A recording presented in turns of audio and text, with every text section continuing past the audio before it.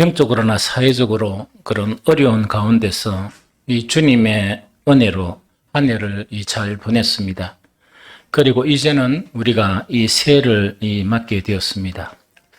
그런데 새해를 맞으면서 우리는 지난해가 어떠했던지 관계없이 이 새로운 희망을 가지고 시작해야 되는 것이 보편적으로 연말을 보내고 또한 새해를 맞는 그것이 통상적인 그런 부분이었습니다. 그런데 그 2년 동안 그런 팬데믹과 또한 이 끝나야 될 전쟁이 아직도 끝나지 않는 그런 전쟁이 지속되고 있는 그런 여파인지는 몰라도 이 새해의 희망이란 말을 또 소망이란 말을 꺼내려 하니까 이것이 조금 이렇게 어색한 시대를 우리는 살고 있는 듯하다 하는 그렇습니다. 그런데 이런 상황에서 이것을 반전시킬 수 있는 또는 사회나 우리가 전체 이 분위기를 이렇게 바꿀 수 있는 것은 무엇이냐? 그거는 이 나라도 아니고 정치도 아니고 다른 어떤 요소도 아니다 하는 생각이 제 생각입니다. 그것은 교회가 이 세대에서 희망을 주고 소망을 주는 그 역할을 감당해야 합니다. 성경의 원리 중에서 우리가 오해하면 아주 이렇게 편협하게 성경을 이해하고 이 하나님의 뜻과 하나님의 구원을 이해하는 경향들이 상당히 많아요. 그러다 보니까 이 세상 사람들은 좀 별개로 이렇게 하고 뭔가 하니까 우리 교회만 이렇게 희망이 되고 우리 교회만 부흥이 일어나는 거 있죠. 부흥이 일어나는 그런 것으로 이렇게 생각하기 쉽거든요. 그런데 성경은 그렇지 않아요. 성경은 전혀 그렇지 않거든요. 이 세상은 뭐냐? 이 세상이 구원을 받음으로 이 교회가 즉 하나님의 택한 그런 하나님의 백성들이 구원을 받음으로 하나님이 목적하는 바는 뭐냐? 이 세상 전체를 구원하시는 것이 하나님의 목적입니다. 그래서 우리 빛과 소금 교회도 그것을 잊어버리면 안 돼요. 항상 교회는 이 세상에 대해서 책임감이 있습니다. 책임감이 있다는 것은 어떤 의미인가 하니까 이 세상에 보면 다른 훌륭한 사람들이 너무나 많습니다. 사실은 훌륭한 사람들이 너무나 많고 우리보다 의를 추구하는 분들이 또 너무나 많거든요. 그런데 이 세상에 속한 사람들 중에서 하나님은 먼저 우리를 선택하셨습니다. 이 선택하시면서 이 예배를 드리는 그런 복을 누리게 하셨거든요. 또 하나님을 아는 그런 복을 누리게 하셨는데 이것이 뭐냐니까 우리만 그런 복이 아니고 우리는 이 세상에 대해서 빚을 지고 있는 그런 의미예요. 그러다 보니까 우리 교회가 혹은 우리 성도들이 제대로 정말 희망을 이 세상에 주지 못한다 그러면 교회와 성도들은 이 세상에 대해서 이 책임, 또 하나님이 우리에게 주신 그런 책임이 있죠.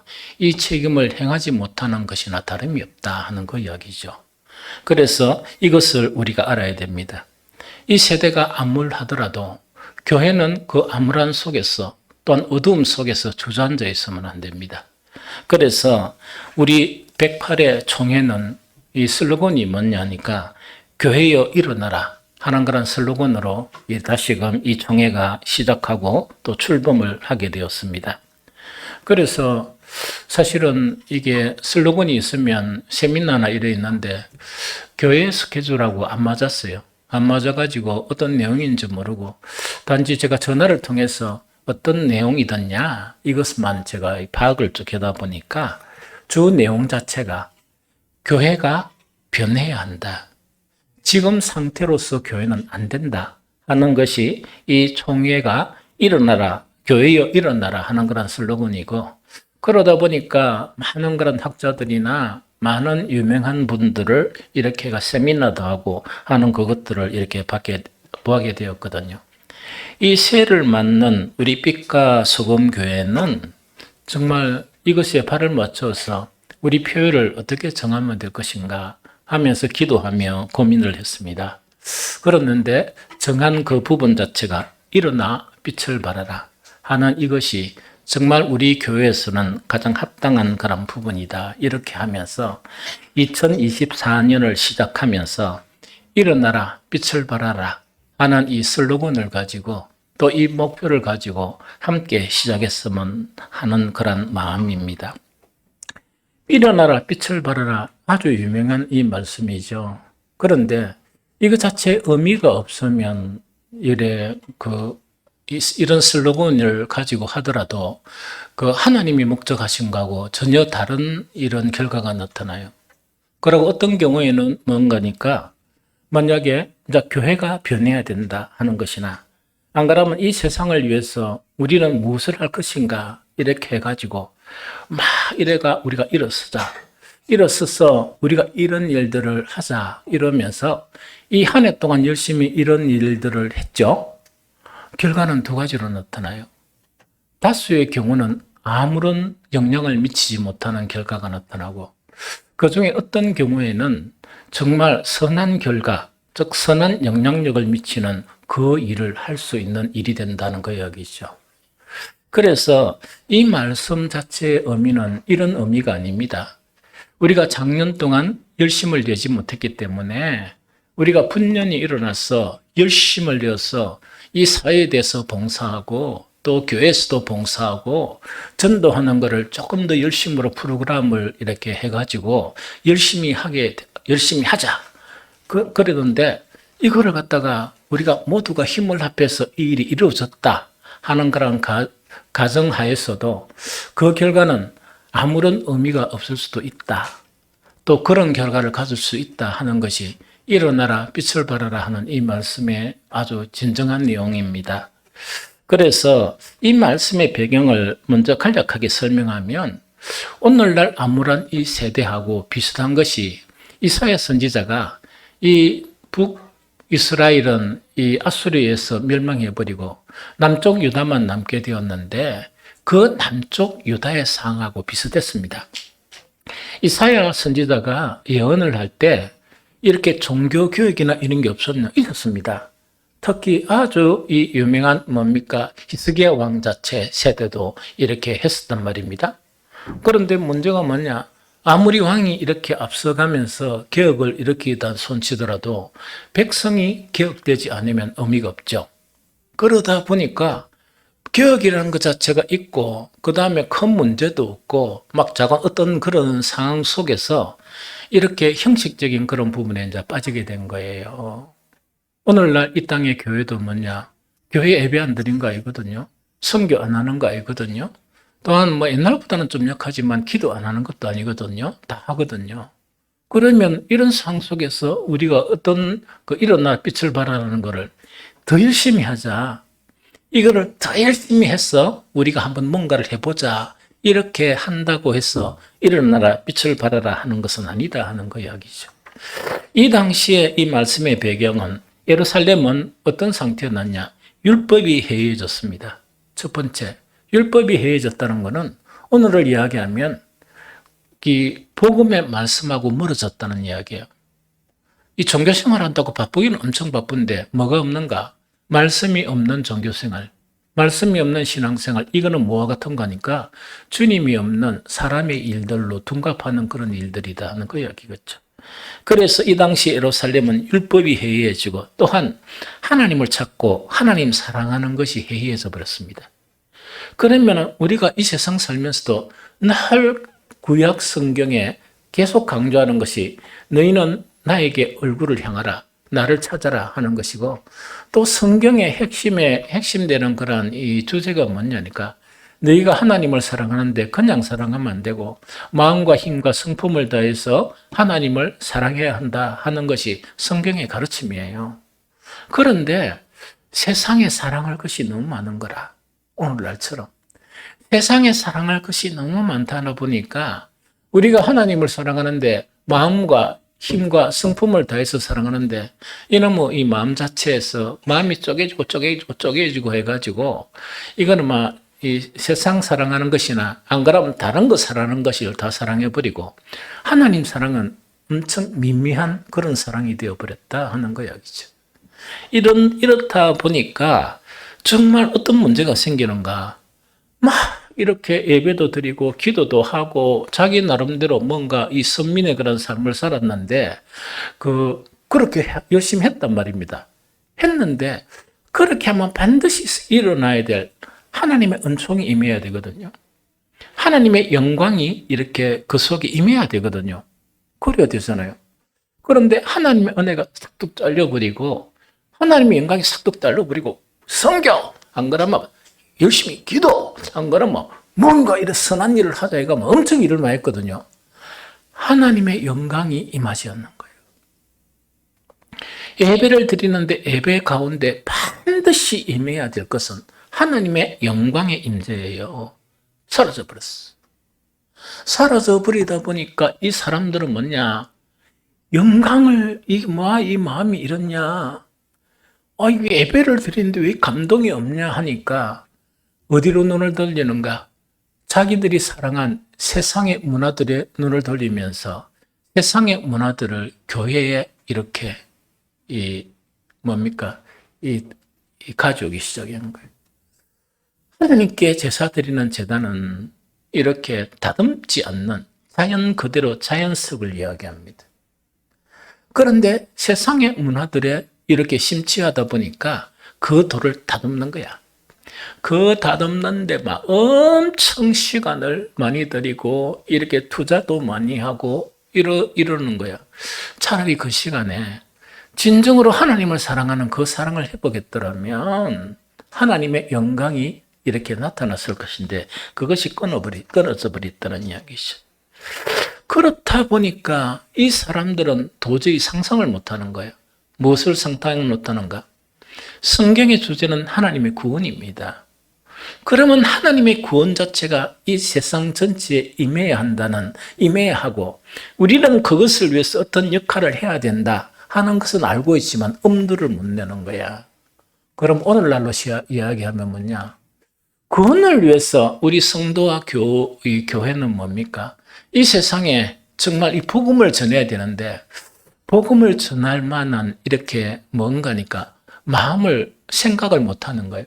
아예 포기 않고 이렇게 주저버리는 그런 뭔가니까 상황 가운데 그런 마음이 모든 그런 하나님의 택한 이 선민들에게 그 마음이 팽배해 있었다 하는 거 이야기죠. 이런 상황에서 하나님은 정말 이스라엘을 통해서 그 두 가지를 이야기한다 그랬죠. 하나는 이런 것을 계속하니까 너희들은 패망하게 된다. 이걸 하지만 그러나 너희들이 패망한다 손치더라도 하나님의 구원은 여전하다. 하나님은 다시 새 일을 일으킬 것이고 하나님은 구원을 일으키실 것이다 하는 그거를 이야기합니다. 그래서 하나님의 구원을 이 선지서에서 이야기하는 것은 항상 이렇게 했다 그죠? 각 시대에도 그 구원이 임합니다. 그런데 궁극적인 것은 어떤 때를 이야기합니까? 바로 예수 그리스도를 이야기합니다. 예수 그리스도를 이야기하고 그 다음에 그 구원의 완성 자체는 어떤 때를 이야기합니까? 세상 사람들이 가장 두려워하는 예수 그리스도의 재림 때를 성경은 지시하고 있습니다. 그래서 오늘 처음 다 이렇게 안 된다고 생각하고 이 세상이 어두우니까 자기도 어둡고 자기도 힘들으면서 하지 못하고 그 다음에 뭔가를 열심히 하더라도 하나님의 영광을 경험하지 못하니까 이거는 안 되는 것이구나 포기해버린 거예요. 그래서 입에 늘 희망의 말을 해야 되는데 늘 절망의 이야기를 하는 거예요. 말세다 나도 해요. 말세다 절망의 말을 하는데 말세다란 말은 두 가지 의미예요. 하나는 기쁩니다. 주님이 오실 날이 가까웠다 하는 그것을 이야기하지만 세상 사람들이 이야기하는 말세는 뭐냐? 두려워 떨면서 어찌할꼬 하는 그 한탄 자체 그것이 말세의 그런 의미이다 하는 그 이야기거든요. 그래서 이사야 선지자를 통해서 정말 어제도 우리가 말씀을 나눴죠. 50장인가? 이래 쭉 연결이 되면서 이제 아주 궁극적으로 이 세상이 아무리 암울하고 아무리 어둡고 하더라도 정말 이사야 선지자를 통해서 하나님은 강한 메시지를 우리에게 주는 거예요. 그것이 뭐냐? 여호와의 종에 의해 이루어질 시온의 회복을 이야기하는 거예요. 그럼 요거를 잘 이해해야 되는데 여호와의 종이라는 것은 그리스도를 이야기합니다. 여호와의 종은 그리스도를 이야기하고 여호와의 종에 이루어질 시온의 회복이라는 것은 어떤 의미인가? 시온은 예루살렘을 이야기하고 좁게는 성전을 이야기합니다. 그래서 이거는 뭐냐? 시온의 회복이라는 건 교회의 회복을 이야기해요. 교회의 회복은 언약의 성취자이시며 이 구속자이신 여호와의 열심으로 반드시 이루어진다 하는 것 자체가 이사야서 60장에서 주는 그런 강한 메시지입니다. 그래서 뭐냐? 그렇게 기죽어 있지 말고, 그렇게 앉아가지고 이렇게 한탄하지 말고, 그렇게 앉아서 마세로다 이렇게 이야기만 하지 말고, 일어나서 빛을 발하라 하는 것이 이사야 60장의 요지고, 또 우리 표가 의미하는 그런 부분이다 하는 그 이야기입니다.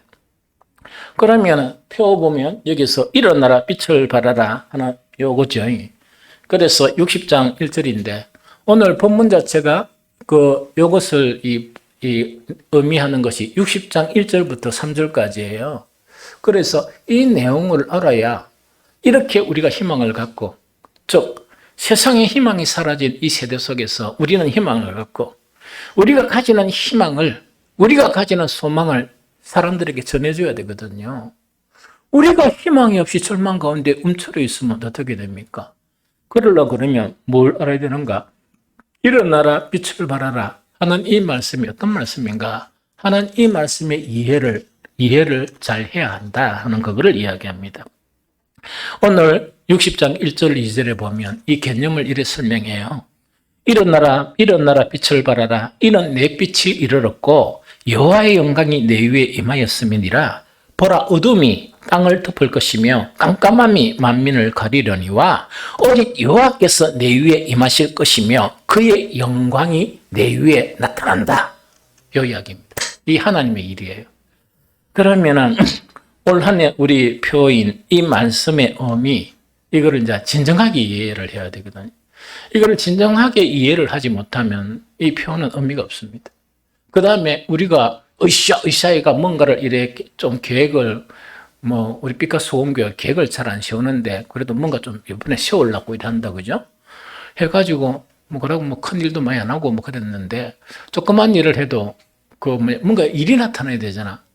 그런데 이 말씀의 개념을 모르면 그 일이 일어나지 않아요.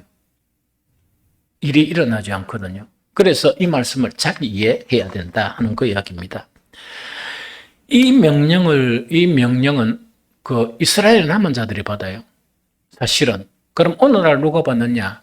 오늘날 교회가 받는 거예요. 우리 성도들이 이 명령을 받는 거예요. 그것이 뭐냐? 일어나라 빛을 발하라 하는 그 명령이에요. 그래서 이 명령 자체는 조금 전에 한 이야기처럼, 그럼 이 명령을 탁 듣고 난 다음에 우리가 이제 회의를 하고 난 다음에 뭐냐니까, 이 명령대로 우리가 어떤 이 결단을 하고 마음을 합쳐야 합니다. 이 명령에 의해서 우리가 올해 정말 해야 될 그런 세부적인 사항을 계획하고 이 일들을 이렇게 정해서 우리는 이 일에 총력 매진을 하십시다 하는 그 의미가 아닙니다. 물론 그 일은 해야 되는데 그것만 하면 어떻게 된다고? 아무 일도 안 일어난다는 이야기입니다. 그러다 보니까 다음에 가장 소중한 일어나라 빛을 발하라 하는 거를 다음에 한 번 더 그러면 이 표를 내세워야 되겠다 하는데, 올해 보니까 우리가 뭔가를 했는데 나타난 게 아무도 없다 보니까 다시금 표를 이렇게 정할 수 있겠습니까? 못 정하겠습니까? 못 정하겠죠. 그러니까 우리가 제대로 하면 희망이 생기는 거예요. 샬롬 축복전도 우리 시작했거든. 이래가 쭉 하다가 과감하게 뭡니까? 이 차전도 하는 거 그만, 하는 거 그만, 이래가지고 뭐냐니까 이랬습니다. 그런데 아무런 변화가 나타나지 않았다 그러면 샬롬 축복전도는 물론 그래도 했겠지만, 목사는 했겠지만 나타나지 않았다면 다시 이렇게 뭔가를 계획하기가 힘들었을 거예요. 미미하게나마 변화를 우리는 봐야 됩니다. 미미하게나마 그 변화를 봐야 되거든요. 그걸 다 소망하고 있죠. 그럼 그렇게 되는 비결 자체가 오늘 이 말씀 안에 있는 거예요. 일어나라 빛을 발하라는 것은 뭔가를 행동을 요구하고 결단을 요구하고 이 모든 것을 규합을 요구해서 그게 매진하는 것만을 말하지 않는다 하는 그거를 이야기합니다. 그런데 여기서 이제 그거는 뭐냐? 두 가지 명령, 하나는 일어나라고, 하나는 빛을 발하라는 이야기죠. 우리가 할 수 있는 거는 뭐는 할 수 있다? 분연히 일어나는 건 할 수 있겠습니까? 못 하겠습니까? 뭐지요.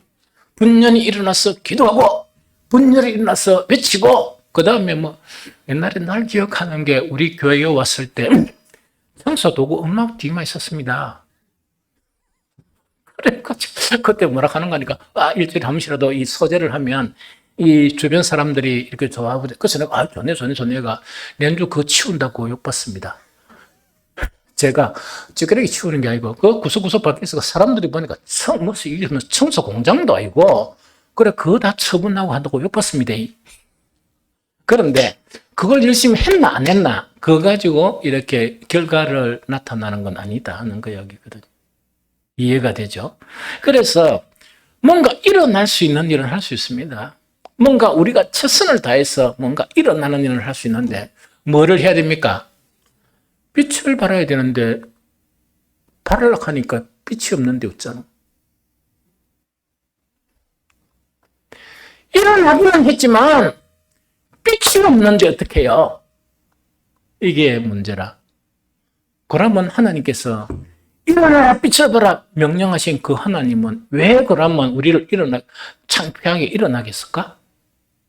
창피하게 무슨 일을 소란하게 하겠을까 이야기죠. 그거는 오늘 말씀에서 해답이 있다는 이야기죠. 일어나라 빛을 발하라 하며 연결되는 말씀이 너무 중요해요. 거기 1절에서 2절 말씀이거든요. 내 빛이 이르렀고 여호와의 영광이 내 위에 임하였기 때문에 너는 일어났어 빛을 발하라 하는 그걸 이야기합니다. 그래서 이 번역 자체가 보면 내 하는 거 이건 내가 우리 경상도니까 이게 발음 못하게 너의 일어나라, 너 빛이 이르렀고 하는 그 이야기죠. 이게 참 이해가 나네요. 그런데 이게 뭔가 자세히 보면 내 빛이 이르렀다는 것은 네한테 어떤 빛이 있다는 게 아니고 네가 일어나서 할 수 있는 빛 자체가 우유됐다고 임하였다는 그 이야기입니다. 네가 일어나면 빛을 발해야 되는데 네가 이때까지는 어떻게 살았다고? 세상이 어둠과 같이 온통 어두워지고 마음도 어두워지고 하니까 희망도 없는 그런 가운데 있었는데 하나님의 놀라운 은총이 임했다는 이야기라. 임했는데 어떤 은총이 임했는가? 네가 일어나서 빛을 발할 수 있는 그 빛이 너에게 임했다. 그거를 지금 이야기합니다. 그러면 쉽습니까? 안 쉽습니까? 쉽죠. 여기에 먼저 이루어져야 돼요. 그러고 난 다음에 무슨 계획이나 일을 세워서 해야 뭐냐, 그 일이나 계획이나 뭐 이것 자체가 이렇게 빛을 세상 사람들에게 비추죠. 이해됩니까? 세상 캠페인이나 또 세상에 선한 그런 이 행위들 자체는 어떤 때는 교회보다 더 세련돼요. 심지어 TV에 나타났던 이 세상 사람들이 이런 선한 일을 하고 어떤 계획을 하고 이런 거 있죠. 야, 저 아들 머리가 좋아 잘했네. 이런 부분입니다. 그런데 그 캠페인은 캠페인으로 끝나고 행위는 뭐냐? TV 잘한 거는 TV에 비추고 난 다음에 영향은 사라져 버립니다. 그런데 우리는 세상의 것들보다 세련되지는 못했지만 가장 중요한 것이 내가 하나님으로부터 이 세상에 비출 빛이 있어서 그 일을 하게 되면 그 사람들에게 영향을 미쳐요. 이해가 됩니까? 그게 요 말씀이에요. 그 다음에 연결되는 말씀 중에서 뭐랍니까? 일어나라 빛을 발하라. 내 빛이 일어나고 하는 그 의미 알겠죠? 네가 일어나서 빛을 비추어야 되는데 그 빛 자체 비추어야 될 그 빛이 너에게 하나님의 놀라운 은총으로 임했다는 이야기죠. 언제? 지금 여기에 임했다 하는 그 이야기거든요. 아유, 대단하잖아요. 그러니까 쉽죠? 그런데 더 구체적으로 여호와의 영광이 내 위에 임하였음이니라. 빛이 임했는데 하나님의 영광까지 누구에 임했다고? 너 위에 임했으니까 너는 일어나서 빛을 발하라 하는 그 이야기입니다. 이해가 되죠? 그러면서 2절에 보면 아주 더 상세하게 설명합니다. 보라, 어둠이 땅을 덮을 것이며 깜깜함이 만민을 가려르니. 와, 이야기죠. 이거는 뭐냐니까 이 땅 전체가 어둠에 쌓여 있는 거예요. 너무 힘들잖아요.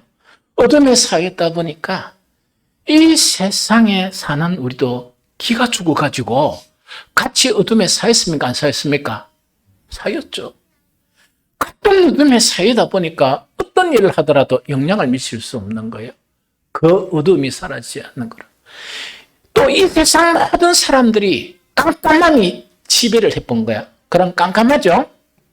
우리도 만약에 그 속에 좀 있었다. 막 이렇게 영적인 생활을 못하다가 있다가 그래 있었다는 이야기라.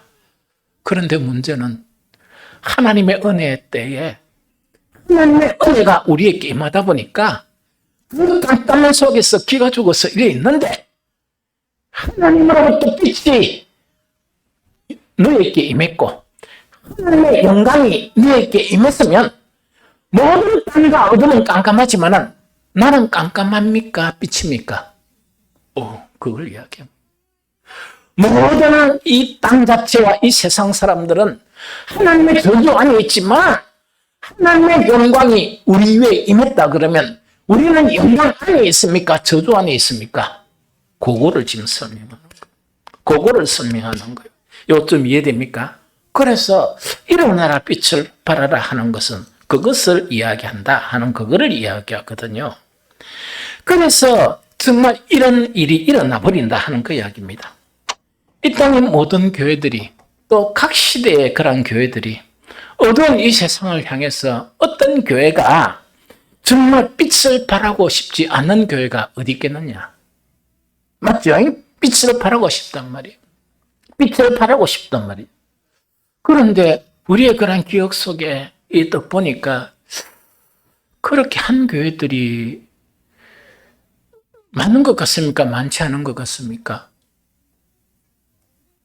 그러고 또 그런 시대도 있습니다. 교회가 빛을 발하는 시대도 있었죠. 지금 시대에 보니까 빛을 발하는 게 쉽겠습니까? 어렵겠습니까? 그 시기하다는 그 이야기죠. 이런 상황 가운데서 우리는 2024년대 그러면은 여호와의 빛과 여호와의 영광이 우리에게 임해야 되겠죠? 그러면은 문제는 뭐냐? 어떻게 임하게 하는가? 이게 문제 아닙니까? 이게 이제 머리가 아파. 그래서 이제 안 하던 거 뭐냐니까 오늘 1월 1일이니까 뭐 한 주 쉬든지 1월 한 9일부터 40일 작전 새벽 기도회. 그런데 결론을 이야기할게요. 그것만 있으면 의미가 없다. 그것만 있으면 의미가 없다 하는 이야기죠. 그런데 아주 쉬운 방법만 하면 돼. 어려운 방법은 아무것도 아니에요. 자, 이 사야 선지자가 일어나 빛을 발하라. 내 빛이 이르렀고 하나님의 영광이 내 위에 임하였음이니라. 온 땅이 깜깜하고 어둠에 서 있고 만민이 깜깜한 속에 있지만은 너는 빛을 발한다 하는 그 이야기거든. 이것이 성취가 되었습니까? 안 됐습니까?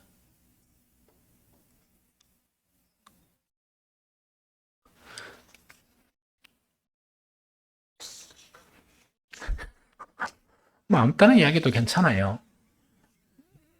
여러분들이 아무 따나 이야기해도 뭐 지금 의진하게 교회 다니는 사람들의 선생이라 주스 들은 거 몇 가지 단어만 이야기해도 선생이라 이렇게 생각하니까 마음 따라 이야기해. 무슨 말이겠죠? 어쨌든 간에, 이거는 이미 성취가 되었습니다. 성취가 되었는데, 언제 성취가 되었습니까? 2000여 년 전에 이미 성취가 되었습니다. 성취가 되었거든요. 그러면 이것이 성취가 되었는데, 이 뭔 이야기입니까? 하다 보니까 설명은 간단하게 하고, 관련 성경만 줄줄이 한번 읽어보십시다. 이렇게 해서 성취가 됐거든요. 예수님이 이 땅에 오신 것을 성경은 이렇게 이야기합니다. 요한복음 1장 1절 5절 같이 읽습니다. 시작. 태초에 말씀이 계시니라. 이 말씀이 하나님과 함께 계셨으니 이 말씀은 곧 하나님이시라. 그가 태초에 하나님과 함께 계셨고 만물이 그로 말미암아 지은 바 되었으니 지은 것이 하나도 그가 없이는 된 것이 없느니라. 4절. 그 안에 생명이 있었으니 이 생명은 사람들의 빛이라. 빛이 어둠에 빛이 돼 어둠은 깨닫지 못하더라. 한 번 더 4절 시작. 그 안에 생명이 있었으니 이 생명은 사람들의 빛이라. 빛이 어둠에 빛이 돼 어둠이 깨닫지 못하더라 하는 이야기죠. 그럼 이거는 뭐냐니까 이미 빛은 오셨습니다. 이미 빛은 하나님의 은총은 이 땅에 임했습니다. 예수 그리스도의 오심으로 말미암아. 단지 문제가 뭔가니까 그 어둠이 있는데 그 어둠 속에서 무엇을 깨닫지 못하더라? 빛을 깨닫지 못하는 어둠들이 너무나 많다는 이야기거든. 그게 문제다 하는 그 이야기입니다. 그래서 우리가 비출 빛은 이미 오셨습니까? 오지 못했습니까? 오셨습니다. 이해가 됩니까?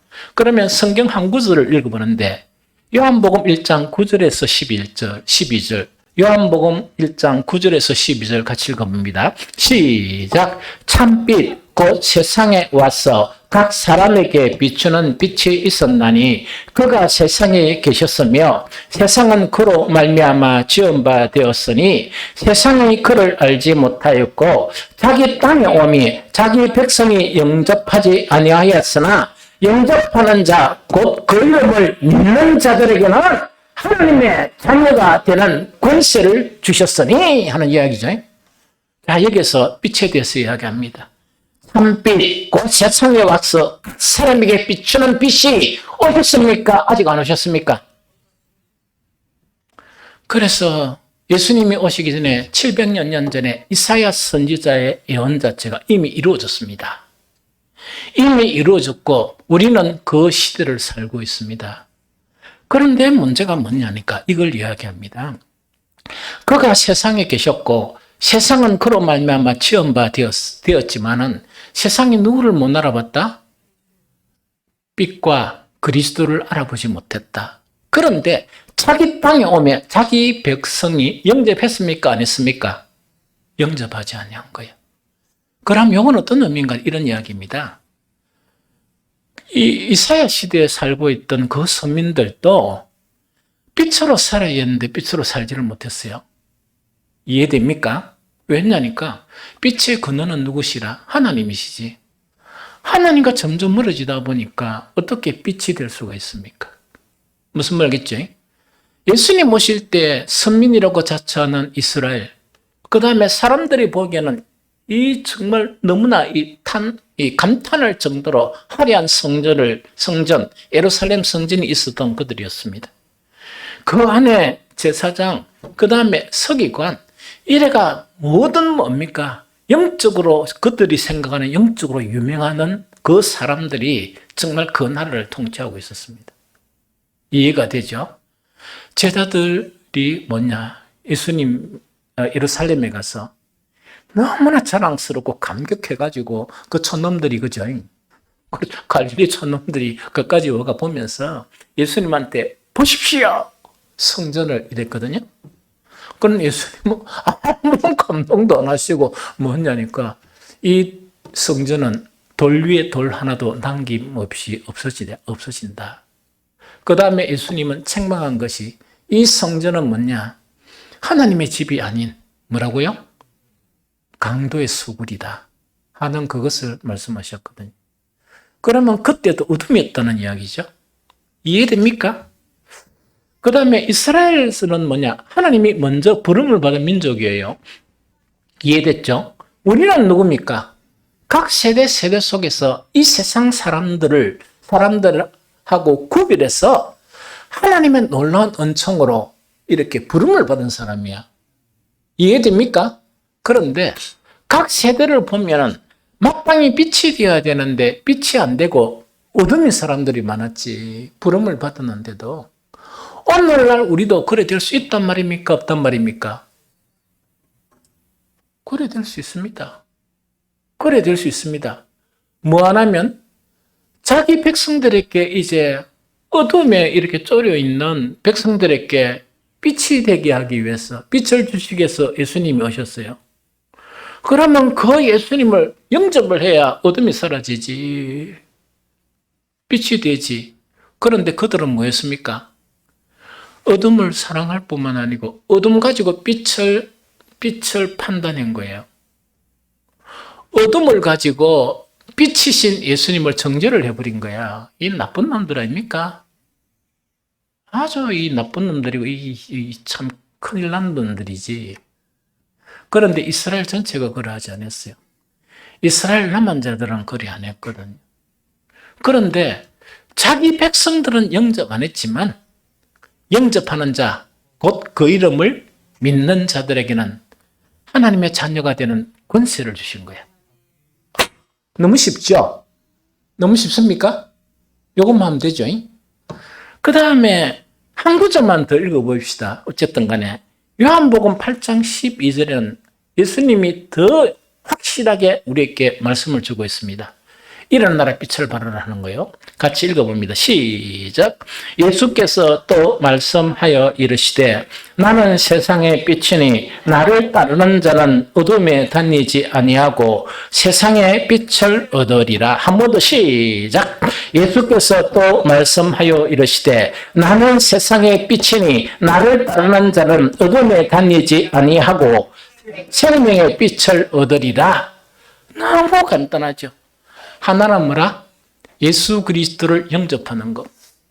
예수 그리스도를 영접한다는 것은 어떤 의미인가 하니까 예수님을 나의 주인으로 확고하게 모시는 것을 이야기해요. 이해가 됩니까?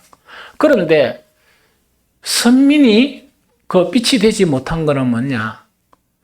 하나님만이 나의 주님이라는 이 신앙이어야 되는데 하나님은 나의 일부이다. 일부이시다 하는 그 신앙이 어둠에 쌓이겠던. 그래서 그들에게는 하나님 아닌 대안들이 너무 많았던 거예요. 그들의 마음속에. 오늘도 마찬가지야. 교회를 오면서 성도를 하면서 우리는 누구만이 우리의 주님이시라? 예수 그리스도만이 우리의 주님이시죠. 누구만이 나를 구원으로 이끄시는 분이라? 예수 그리스도만이시죠. 그런데 이렇게 되어버리면 그 사람은 빛입니다. 그런데 실상을 보면 이렇게 산다는 것 자체가 나는 그래 삽니다 주장하기는 쉽지만은 실제 그렇게 되기가 어려워. 오늘을 사는 많은 그리스도인, 복을 받아서 주님의 부름을 받은 많은 그리스도인들이 주님도 나의 주님 맞습니다. 그런데 내한테는 많은 주님이 모르는 카드가 있습니다. 이거 있죠. 그런데 가만히 보니까 교회 다니는 사람들 보면 수백 개의 카드 있죠. 어떤 데 이제 사람들 만나다 보면 계산할 때 보면 지갑이 억수로 두꺼운 사람이 있어요. 그래서 저도 한 번씩 교통카드도 꼽아보고 막 이래. 차를 다니다 보면 차 이 뭐라노 뿅 하면서 참 똑똑하네. 그거 있는데 놔두나니까 햇빛이 들어가 녹아버리더라고요. 그래서 내가 어디에 한 번씩 꼽는 거 아니 잡으면 지갑에 꼽아놔요. 두툼하게. 그래서 카드가 많죠. 그런데 오늘날 성도들은 그보다 엄청 카드가 많아요. 그런데 그 카드를 숨기는 거예요. 엄청 많아요. 그래서 이 주님만이 주님이어야 되는데 그게 아니고 뭡니까? 주님도 주님일 때가 있습니다. 그런데 카드가 너무 많습니다. 그 카드는 뭐냐? 옛날에는 형상을 새긴 우상이면 지금은 지금은 더 적극적으로요. 형상을 새겨 있으면 그것도 찾아가야 되니까 요새는 무슨 세상입니까? 바쁘잖아. 교회 오기도 힘든데 그 형상 어디 찾아간다 하니까 어디에 모시뿌려? 잘하네. 마음에 모시고 다니는 거 이렇게. 이거는 생각해 볼 문제입니다. 이 우상들을 없애시오. 우상들을 없애세요. 그러니까 어떻게 생각하는 거니까? 왜? 너무나 많은 대안들을 가지고 있으니까. 그리고 아멘 아멘 하면서 다음에 보면 하나도 안 버린 거 있죠. 오히려 한 개 더 추가해가 하나도 안 추가해가지고 이거 머리 아픈 세상이다는 이야기죠. 그래서 아주 간단합니다. 성경은 복잡한 거 아니에요. 성경은 우리가 복잡한 일을 해가 구원에 이르는 게 아니고 간단한 일이에요. 그리스도의 십자가를 믿고 또한 믿음의 도리이신 예수 그리스도만을 딱 붙드는 거, 구원의 주이신 예수 그리스도만을 믿는 거, 이런 거 있죠. 그렇게 되는 것이 바로 뭐냐? 빛이 임하는 비결이고 하나님의 영광이 그 위에 임하는 길이다 하는 그 이야기죠. 요한복음 8장 12절은 생명의 빛을 얻는 게 뭡니까? 뭐 하는 거? 나를 따르는 자입니다. 예수님이 마음이 얼마나 답답했나 하니까 엄청 기적이나 병도 많이 고치고 귀신도 쫓아내고 이랬거든요. 막 예수님을 따르는 사람들이 막 너무 많아가 머리가 아픈 거라. 그래서 예수님은 머리가 아프시니까 한 번씩 이 사람들의 마음까지 다 보시니까 뭘 생각하는가 막 피해버려요. 피해가지고 어떤 데는 밤새도록 이렇게 기도만 하시는 거야. 왜냐니까 막 너무 질려버리니까 사실은. 그래서 복음서의 내용에 보면 막 이 사람들이 모이니까 제자들은 뭡니까? 그 철없는 제자들이 있죠. 제자들은 할렐루야 줄 서세요 뭐 해요 해가지고 이런 걸 막 하는 거야. 하는데 예수님은 또 냉정한 말로 아무든지 나를 따르려거든 자기 자신을 부인하고 날마다 제 십자가를 지고 나를 따르할 것이니라 이렇게 말씀하시든지 나를 따르는 자들은 그 가족과 뭐가 되고 원수가 되고 자기의 생명까지도 미워하지 아니하면 내 제자가 능히 되지 못하리라 이런 식으로 계속 말씀하시는 거예요. 이해가 됩니까? 왜냐니까 내가 너희를 주고 구약에서 내가 너희의 유일한 하나님이다 하시던 그 하나님의 여친과 예수님께서 예수님 시대에 뭐냐니까 내만이 구원이다. 내만이 너희의 주다 하는 말씀과 동일하다는 거 이야기죠. 이것만 회복이 되면 뭐가 된다고요? 우리는 빛을 발할 수가 있습니다. 이것만 회복되면 우리는 빛을 발할 수가 있다는 그 이야기거든요. 이제는 예수님을 주님으로 모시는 이것이 강해야 됩니다. 왜? 예수님만이니까. 이제는 세상 사람들이 이야기하는 교회 다니는 많은 사람들이 이야기하는 TV에 나와가지고 많은 이상한 사람들이 이야기하는 그거 다 버리고 오로지 주님의 말씀만을 탁 붙들고 그것만을 믿고 살아가는 그 길을 걸어가게 되면 우리는 빛을 발할 수 있는 사람이 되어진다 하는 그 이야기거든요. 이해가 되죠? 어둠이 강한 이 세대에서 이제 우리가 올해 이제 내년에 올해죠. 이래가 나도 마찬가지야. 카드 좀 그렇죠. 나도 마찬가지야. 여러분들도 마찬가지고 모든 카드를 다 버려야 됩니다. 다 버리고 오직 주님만 붙들면 겁나죠? 여러분들 지갑에 카드 하나하나 이래 없으니까 겁이 납니까 안 납니까? 겁나죠? 그럼 어둠이 강한 이 시대에서 일어나 빛을 발하면 나타나는 현상들이 일거되어 있어요. 이사야 60장. 다 하면 힘들고 두 가지만 간단하게 이것도 성경을 읽어봅니다. 제일 첫 번째로 열방과 열왕이 시온으로 나옵니다. 다시 이야기합니다. 열방과 열왕이 시온으로 나옵니다. 이사야서 60장 3절을 같이 읽어봅니다. 자, 아니네. 지금 내가 읽을게요. 나라들은 내 빛으로 왕들은 비치는 내 강명으로 나오리라. 이해됩니까? 나라들은 내 빛으로 이사야서 60장 3절입니다. 이거 할 필요는 없고 나라들은 뭐로? 네 빛으로 왕들은 내 강명으로 나오리라. 그런데 여기서 너라는 것은 통칭 자체를 시온으로 이야기합니다. 시온은 뭐라고요? 성전이 있는 예루살렘을 이야기하고 오늘날로 이야기하면 뭐라고? 성도가 있는 교회를 이야기합니다.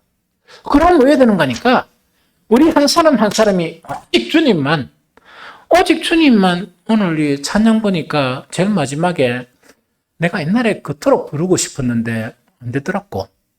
박자도 너무 어렵고 이래가지고 그리고 요새는 이 하다 보니까 좀 익숙이 되던데 내 전부 되신 예수로 사는 거 있죠. 이 찬양이 만드는 사람들 저건 이렇게 어떤 감성으로 만들었어. 우리가 어렵게 부르잖아요. 부르는 것도 어려운데 가장 어려운 게 뭐냐? 실제로 그렇게 사는 거. 실제로 그렇게 사는 거예요. 다른 모든 대안을 버리고 오직 예수로만 산다는 말이지. 예수로만 살아가는 거, 그게 빛을 발하는 그런 비결이에요. 이래 딱 되면 어떤 현상들이 일어나는가? 이 세상은 다 어둠이라 그랬죠? 어둠이라 그랬고, 그러면은 그 하나님의 빛이 임했고, 우리에게 뭐가 임합니까? 하나님의 영광이 임했죠? 그러면은 영광이 없는 이 세상 사람들, 빛이 없는 어둠에 속한 사람들은 어둠을 사랑하는 사탄의 자신 같으면 어쩔 수 없지만 정말 빛이 필요한 사람들은 어디로 나옵니까? 시온으로 오게 돼 있어. 그 의미입니다. 이해가 됩니까?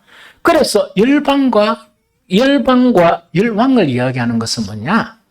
이 땅의 교회들이 그런 역할을 하면 자동적으로 열방과 열왕이 교회로 몰리겠죠. 그것을 이야기해요. 이걸 하면 당장 뭐 어떤 왕이 우리 교회에 등록한다는 건 아닙니다. 그런 꿈은 깨닫고 우리는 우리 교회의 역할만 담당하면 됩니다. 그래서 각 교회들이 이런 빛을 발하게 되면 정말 뭐냐? 하나님의 나라가 이렇게 세워지게 된다는 그거를 이야기합니다. 이해가 됩니까? 그래서 늘 강조했던 것이 뭐냐? 교회는 세상에 뭐가 되어야 돼? 빛이 되어야 되는데 유일한 소망이 되어야 되는 거예요. 유일한 소망이란 것은 빛 없는 소망이란 건 있을 수가 없습니다. 하나님의 영광이 없는 소망이란 것은 있을 수가 없어요. 이해가 됩니까? 그걸 이야기하거든요. 그래서 올해는요, 우리 속에 있는 많은 카드들 있죠. 목사 눈에도 좀 많이 보여. 몇십 개씩 이래 다 보인단 말이야? 인간의 눈에도 보이는데, 하나님의 눈에는 안 보일까요? 더 많이 보이겠죠. 스스로 좀 버리세요. 스스로 좀 버리고 좀 믿으세요. 누구를? 진짜로 좀 이렇게 예수님을 믿으세요. 그러고 좀 이렇게 스스로 그 카드에 포로되어 있고 세상에 포로되고 또 한 가지가 있습니다. 이스라엘에게 가장 문제가 고집이란 것은 뭐냐? 이렇게 서민으로 살다 보니까 뭔가 구축된 게 있죠. 나는 이만하면 됐다 하는 그 생각이에요. 망하는 가장 지름길입니다.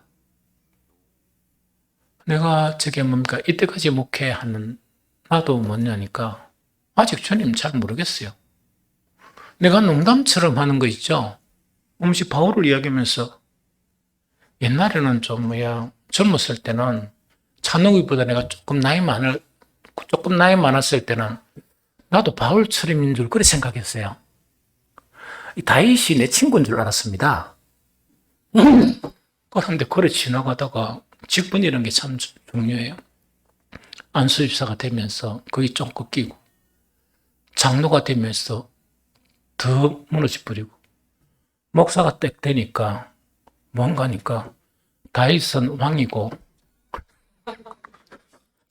나는 그 궁중에서 한 역할을 하는 그런 사람이었으면 좋겠다. 바울은 너무나 놀랍고 30인에 속한다는 것은 내한테 좀 욕심이고 그런 거 있죠. 그래도 바울이 따라가는 그 길을 따라가는 목사였으면 좋겠다. 그런 생각이 듭니다. 좀 이해가 됩니까? 그래서 좀 내 그런 생각을 좀 무너뜨리고 오로지 주님의 생각만 가지려고 가는 그것이 빛이 임하고 은총이 임하는 그런 비결이에요. 옛날 제자훈련 하면서 제자훈련에 표단이 있었습니다. 그거는 각 선교단체에 표단이 있는데 이게 이제 지식적인 면이 많거든요. 많다 보니까 이거는 삶을 변화시키기 위한 지식인데, 믿음을 변화시키기 위한 지식인데, 믿음도 깡통, 삶도 깡통하고, 뭐만 가지고 있다? 그게 그걸로 가지고 이렇게 그 신앙, 믿음의 지표가 된 거예요. 이해가 됩니까? 그게 영지주의예요. 영지주의는 그때 끝난 게 지금도 있거든요. 신령한 지식이 있기 때문에 나는 나다 하는 그런 개념이거든요. 가장 위험한 이론입니다. 그걸 무너뜨려야 돼요. 그래서 오직 주님만. 나는 주님의 제자라는 것은 뭡니까? 내가 죽을 때까지 뭐 하기만 하는 사람이다? 주님을 배우는 사람이다. 그게 제자예요. 이해가 됩니까? 나는 주님을 대신하는 선생이다. 그 생각은 절대로 위험한 생각. 이해가 됩니까? 그걸 이야기해야 돼. 그래서 열방과 열왕이 나오게 된다. 그 이야기죠. 두 번째는 뭐냐니까 참 신기합니다. 성문이 항상 열려서 죄로 다치지 아니한다 하는 그 이야기입니다. 너무 신기하죠? 이사야 60장 11절 같이 읽어봅니다. 이사야 60장 11절 60장 11절 자, 시작. 내 문이 항상 열려 주야로 닫히지 아니하리니 이는 사람들이 내게로 이방 나라들의 재물을 가져오며 그들의 왕들의 포로로 이끌어옴이라. 그 다음에 성문의 가장 중요한 옛날의 역할은 어떤 역할입니까? 이거는 적으로부터 공격을 피하기 위해서 성을 높이 쌓고 문을 서로 두껍게 굳건하게 하죠. 그런데 내가 빛이 되면 여호와의 영광이 임하게 되면 성문을 그러면 이렇게 낮에는 이렇게 경비를 지키면서 열어놨고 밤만 되면 적의 공격을 피하기 위해서 닫아버려요. 맞습니까? 그리고 또 지키기도 하거든요. 그런데 그럴 필요가 없이 왜 된다고요? 성문은 항상 열려 있다는 이야기거든. 그러면 왜 된다는 거예요? 주변의 적들이 없어져 버린다는 그 이야기입니다. 공격할 사람이 없고 그 다음에 문을 닫으면 안 되는 이유가 뭐냐니까 오늘 요 이야기가 있죠. 성문이 항상 열려 주야로 닫히지 아니하니리. 이 원인이 뭐냐? 사람들이 내게로 이방 나라들의 무엇을 가져오기 때문이다? 재물을 계속 가져오고 그 나라들의 왕들은 뭡니까? 포로로 이렇게 계속 우리를 이렇게 섬기는 그런 포로들을 데리고 오기 때문에 문을 닫을 시간이 없다는 이야기거든. 그런데 오늘 읽지 않지만은 그 이사야 60장 5절 7절 읽어보면 이런 내용입니다. 그 나라에서 이 세상 사람들의 재물 자체가 막 이렇게 가져오기 때문이다 이야기죠. 그러면 너무나 편리하죠. 너무나 편리하잖아. 이것이 아주 쉬운 비결이라 이것이 하나님의 말씀이거든요. 하나님은 가짜 약속하십니까? 그러면 믿으세요. 그럼 믿는다는 것은 오직 주님만 하세요. 주님만 하시는데 왜 된다 하는데 왜 자꾸 그 성문을 닫으려고 대안카드 아무 쓸데없는 거 있잖아. 그거 때문에 그럽니까? 여러분들이 대안카드를 쓰더라도 교회가 재물이 풍부해집니까? 이 세상에 어떤 그 가난한 사람들이나 이런 사람들이 있다 그러면 뭡니까? 정말 듬뿍듬뿍 이렇게 나눠줄 수 있는 그런 교회가 되고 우리가 이렇게 교회 안에서 신앙생활 하더라도 성도를 할지라도 환난을 당합니까? 안 당합니까? 환난을 당하더라도 잠깐 어렵더라도 뭡니까? 우리로 더불어 뭐가 됩니까? 환난이 안 당한 것처럼 그렇게 하는 교회가 되어야지. 그 정도는 돼야 되지. 그러면 되는 비결은 아주 간단하잖아요. 일어나 빛을 발하게 되면 뭐냐? 어둠에 있는 사람들이 그 빛을 바라보고 오는 거예요. 영광을 오고. 우리가 막 흥금하고 막 머리 아픈 거 이런 것도 뭐냐니까, 아이고, 자관 뭐 이런 것도 뭐냐. 너무 재물이 많아가지고, 그러가 알바생들을 좀 고용을 해야 돼. 개수하는 사람들을 왜 됩니까? 각 처에서 뭐 이렇게 들어오는 게 너무 많아가지고, 한 5명도 개수해가, 이번 주는 막 머리 아픕니다. 와, 무거워가지고 이 은행까지 못 가겠습니다. 이런 거 있죠. 그러니까 조금 심하게 이야기하면 그런 이야기란 이야기. 그런 일은 능히 이루어진다 하는 그 이야기입니다.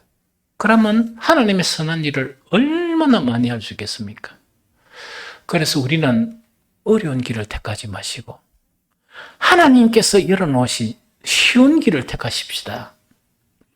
쉬운 길을 택하고 하게 되면 하나님께서 쉽게 해결해 주시는 것을 왜 어렵게 택하느냐 하는 그 이야기거든요. 거기 일어나 빛을 발하라 하는 그런 의미입니다. 마지막 간단히 그럼 우리는 무엇을 행할 것인가? 요겁니다. 요건데 뭐냐니까 3가지 목표에서 가장 중심이 되는 것은 샬롬의 축복으로 이거는 그 작년을 생각하면 됩니다. 우리는 샬롬의 복을 풍성하게 우리가 누려야 돼. 우리가 빛이 있어야 되지. 우리가 이 풍성한 이 복을 누리고 또 우리가 이 풍성한 샬롬의 복을 누리면서 우회돼야 돼요. 작년에는 뭐냐? 사랑하는 사람들에게만 주라 그랬죠. 제가 왜 그런가 하니까 줄 게 별로 없을 것 같다 싶어가 그거라도 좀 나눠주시오 하는 그 이야기였어요. 그런데 이제는 뭔가니까 사람들이 너무 많이 찾아와가지고 줄락하니까 더 풍성한 복을 누려야 되잖아. 그래서 작년보다 조금 더 많이 줄 수 있는 그런 이것이 돼야 되겠다. 샬롬의 복은요, 이 세상을 정의로운 세상으로 만들어요. 왜? 이런 복을 주겠다는 것이 조건이 있거든. 그 조건이 형성돼야 이 복을 누리거든요. 그런데 이 조건들은 뭐냐? 사회가 정의로운 세상으로 만드는 길이에요. 뿐만 아니고, 나뿐만 아니고, 샬롬의 복은 뭐냐? 모든 사람들을 행복하게 하는 길이 뭐라고요? 샬롬의 복이에요. 내가 행복해야지. 그 다음에 샬롬의 복을 나눠주면서 그 사람을 행복하게 하는 그것이 샬롬의 복이고, 결국은 뭐란 말입니까? 저주가 없고 아픔이 없는 영원한 하나님의 나라를 얻게 하는 길이 샬롬의 축복으로, 즉 샬롬의 복을 누리고 전하는 그것이다 하는 그 이야기입니다. 그런데 이렇게 하락하니까 쉽게 되겠습니까? 방해꾼이 있습니까? 사탄이 못하게 하거든요. 사탄이 절대로 못하게 하니까 사탄은 끊임없이 방해합니다. 우리가 쉴 때도 방해하거든요. 휴전은 절대로 안 합니다. 지금 전쟁하는데 휴전은 절대로 안 한다고 자신만만합니다. 이런 양반들 있지? 뭐 대충 이렇게 전쟁을 끝내야 되는데 안 끝내는 거야. 안 끝내거든요. 그것보다 사탄은 더 집요하게 뭡니까? 전쟁을 안 끝냅니다. 그러면은 사탄은 우리보다 이 힘이 강해요. 그러니까 우리는 뭐냐? 하나님의 힘으로, 하나님의 능력으로 대처하면서 그 일을 해야 된다 하는 그 이야기죠. 그리고 마지막, 우리가 궁극적으로 천국을 가지만 이 땅에 임하는 천국은 아마 이거와 같아요. 천국을 가는데 천국을 가는 사람들을 모았다 아닙니까? 그럼 천국 갈 사람들을 모아가지고 됐다, 오케이, 죽으시오 얘가 바로 천국 보내고 이러면 쉽죠. 죽어야 천국 가니까 죽으시오 보내고 딱 이래가 주님 기도하고 또 보내고 이래야 되겠죠. 그런 일이 일어나기 힘들잖아. 그렇다는 거, 이 사람들을 보호하는 교도부가 있어야 되겠죠.